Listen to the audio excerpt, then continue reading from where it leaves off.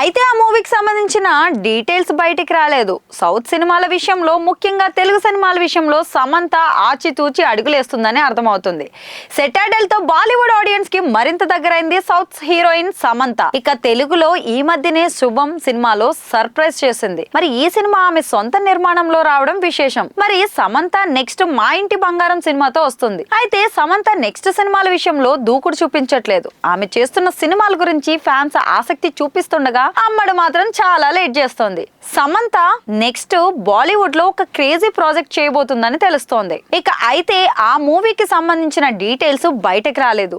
South సినిమాల విషయంలో, ముఖ్యంగా తెలుగు సినిమాల విషయంలో సమంత ఆచితూచి అడుగులేస్తుందని అర్థమవుతోంది.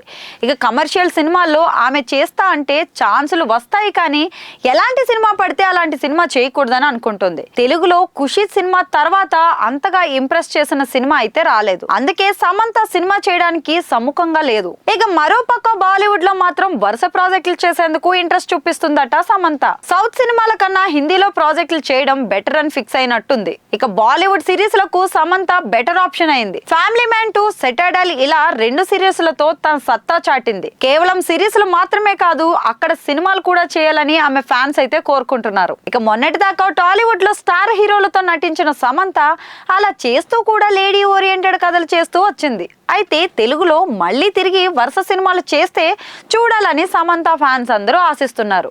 అయితే తప్పకుండా సమంతకు నచ్చే ఛాన్సులు వస్తే ఏమాత్రం ఆ అవకాశాన్ని అసలు వదులుకునేదే లేదు.